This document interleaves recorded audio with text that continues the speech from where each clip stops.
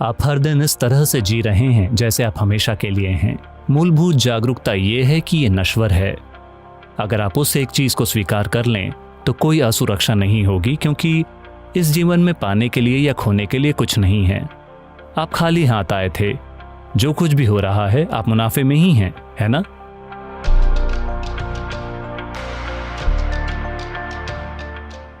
सद्गुरु जी, मेरा प्रश्न है कि हम असुरक्षा से कैसे निपट सकते हैं? हम असुरक्षा से कैसे निपट सकते हैं? जीवन असुरक्षित है। जीवन को लेकर कोई सुरक्षा नहीं है, क्योंकि क्या मैं आपको एक राज बताऊं? आप कितने भी युवा और स्वस्थ हों, एक दिन आप मर जाएंगे। मैं आपको लंबी उम्र का आशीर्वाद दूंगा, लेकिन एक दिन आप मर जाएंगे। क्या ये ठीक है? नहीं? तो आप खुशी खुशी मर सकते हैं या रोते हुए मर सकते हैं, ये आपके ऊपर है। लेकिन फिर भी एक दिन आप मर जाएंगे, हाँ या ना? अगर आप कहें कि मैं मरना नहीं चाहता, आज आप जपना शुरू कर दें, मैं मरना नहीं चाहता, मैं मरना नहीं चाहता, मैं मरना नहीं चाहता। आपके साथ बस यही होगा कि आप जी नहीं पाएंगे, लेकिन आप मर जाएंगे। हाँ, ये डर कि मैं मरना नहीं चाहता आपको जीने नहीं देगा, लेकिन ऐसा नहीं है कि वो आपको मरने से बचा लेगा। वैसे भी आप मरेंगे। नश्वरता को स्वीकार करना एक बहुत महत्वपूर्ण चीज है। अगर आप नश्वरता को स्वीकार नहीं करते तो आप एक काल्पनिक दुनिया, एक नकली दुनिया में जी रहे हैं, असली दुनिया में नहीं। The real world is we come and go. असली दुनिया ये है, हम आते हैं और चले जाते हैं। कितने अनगिनत लोग हमसे पहले आए और चले गए, है ना? आपका संस्थान सन 1857 से है। मैं सोच रहा था कि उस साल उन्होंने कोई संस्थान कैसे शुरू किया, क्योंकि उस साल पूरे देश में इतनी खलबली थी। 1857 में देश में बहुत ज्यादा उथल पुथल थी, लेकिन किसी तरह किसी ने एक संस्थान शुरू किया।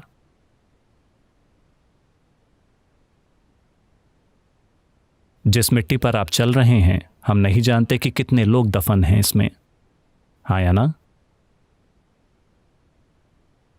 ये सभी अनगिनत लोग जो आपसे और मुझसे पहले इस धरती पर चले, वे कहाँ हैं? वे सब सतह की मिट्टी हैं, हाँ या ना?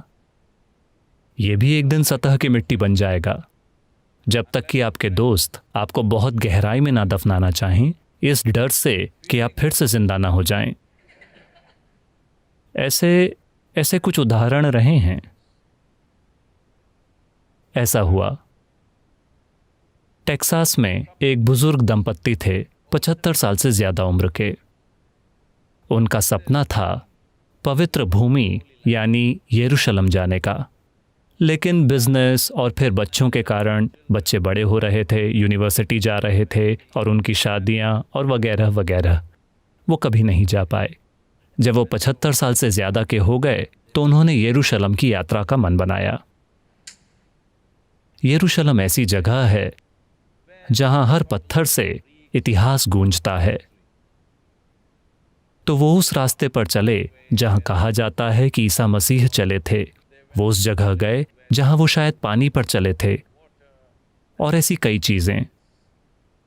वो इस पूरे अनुभव से अभिभूत थे, और दुर्भाग्य से उस महिला को दिल का दौरा आया और वो मर गई। फिर वो व्यक्ति शव को वापस टेक्सास ले जाने की तैयारी करने लगा, लेकिन फिर लोकल लोगों ने जाकर कहा, देखिए, यरूशलेम पवित्र भूमि है, ये मरने के लिए सही जगह है, उन्होंने सही किया है। तो सारी रस्में यहीं कर लेते हैं और इन्हें यहीं दफना देते हैं, और इसमें आपको सिर्फ $25,000 लगेंगे,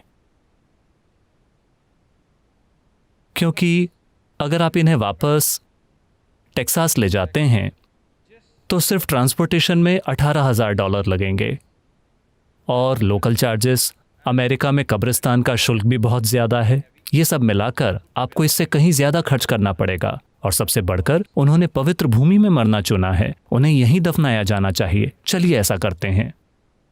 वो व्यक्ति बोला, नहीं, मैं उसे वापस टेक्सास ले जा रहा हूं। वो बोले, देखिए, आप अपनी पत्नी की मौत के कारण बहुत परेशान हैं, इसलिए आप ठीक से सोच नहीं पा रहे हैं, हम समझ सकते हैं। तो हम आपको एक भारी डिस्काउंट देंगे, $15,000।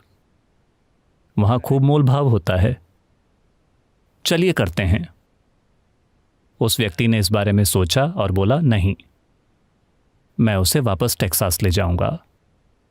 फिर वो बोले, देखिए, इसका कोई मतलब नहीं है, मैं देख सकता हूं आप बहुत परेशान हैं। आपने उस महिला को खो दिया जो 45 साल से आपकी पत्नी थी। साफ है कि आप बहुत परेशान हैं, आप बिल्कुल ठीक से सोच नहीं पा रहे हैं, हम समझ सकते हैं। और क्योंकि आप अमेरिकी हैं और टेक्सास से आए हैं, हम आपको एक बहुत ही भारी डिस्काउंट देंगे, $10,000। चलिए करते हैं, चलिए इसे करते हैं। मैं जो बोल रहा हूं, अगर आप उसे समझना चाहते हैं तो आपको काशी या हरिद्वार जैसी जगहों पर जाना चाहिए, ये चीजें कैसे होती हैं।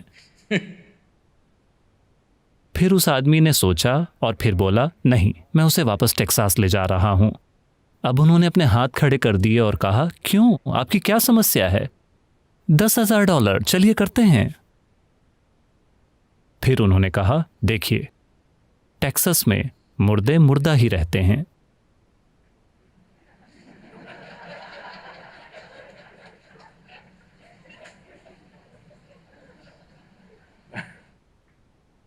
तो If you come to terms with your mortality, अगर आप अपनी नश्वरता को स्वीकार कर लें, सुरक्षा असुरक्षा ये सारी चीजें चली जाएंगी। आप हर दिन इस तरह से जी रहे हैं जैसे आप हमेशा के लिए हैं। मूलभूत जागरूकता ये है कि ये नश्वर है, ये यहां सिर्फ निश्चित समय के लिए है। अगर ये आपके लिए एक सामान्य जागरूकता बन जाए तो आप अपने जीवन का सबसे अच्छी तरह इस्तेमाल करते, निश्चित रूप से। और अगर आप उस एक चीज को स्वीकार कर लें तो कोई असुरक्षा नहीं होगी, क्योंकि इस जीवन में पाने या खोने के लिए कुछ नहीं है। आप खाली हाथ आए थे, जो कुछ भी हो रहा है आप मुनाफे में ही हैं। हाँ या ना? है कि नहीं? क्या आप इन्वेस्टमेंट के साथ आए थे? नहीं, आप खाली हाथ आए थे। तो चाहे जो भी हो रहा हो, आप हमेशा मुनाफे में हैं, है ना? और वैसे भी जीवन के अंत में वो आपको एक कंटेनर ले जाने की अनुमति नहीं देंगे। तो आपके पास बस यही एक चीज है कि जीवन का आपका अनुभव कितना गहरा, तीव्र और सुंदर है। तो इसे लेकर बहुत हंगामा मत कीजिए। आप ऐसे दिखा रहे हैं मानो आप कुछ खोने वाले हैं। नहीं, यहाँ खोने और पाने के लिए कुछ भी नहीं है, क्योंकि आप आते हैं और चले जाते हैं। आप भले ही सोचें, अरे मेरा जीवन। नहीं, आपका जीवन इस धरती पर एक पॉपअप की तरह है। आपने कंप्यूटर स्क्रीन पर वो पॉपअप देखे हैं? आप बस पॉपअप और पॉप आउट हो जाते हैं। इस बीच में क्या आप उठेंगे और दमकेंगे? सिर्फ यही सवाल है ना? तो अगर आप दमकते हैं, कई बार लोग आपको देखेंगे, कई बार लोग आपको नहीं देखेंगे। अहम यह है कि आप अपने भीतर चमक रहे हैं और यही मायने रखता है। अगर लोगों के पास आंखें हैं तो वो उसे देख लेंगे, अगर उनके पास आंखें नहीं हैं तो वो उसे नहीं देखेंगे। ये उनकी समस्या है। लेकिन आप एक तीव्र और गहन जीवन जी रहे हैं, सिर्फ यही मायने रखता है। अगर आप इसे समझ लें, अगर आप इसे अपने जीवन में ले आएं, तो असुरक्षा नहीं होगी, क्योंकि सुरक्षा सिर्फ मौत में हो सकती है। हाँ या ना? लोग मेरे पास आते हैं और कहते हैं, सद्गुरु प्लीज हमें आशीर्वाद दीजिए, हमें कुछ भी नहीं होना चाहिए। मैं कहता हूं, अरे ये किस तरह का आशीर्वाद है? मेरा आशीर्वाद ये है कि आपके साथ सब कुछ हो जाए। जो कुछ भी जीवन है वो आपके साथ जरूर हो। आप यहाँ जीवन से बचने के लिए आए हैं या आप यहाँ जीवन का अनुभव करने के लिए आए हैं? प्लीज आपको अभी निर्णय करना होगा। आप यहाँ जीवन से बचने आए हैं या जीवन का अनुभव करने के लिए आए हैं? जीवन का अनुभव करने। वो सभी अलग अलग आयाम जो इस जीवन के अंदर मौजूद हैं वो आपके साथ होने चाहिए, है ना? अगर आप जीवन से बचने आए हैं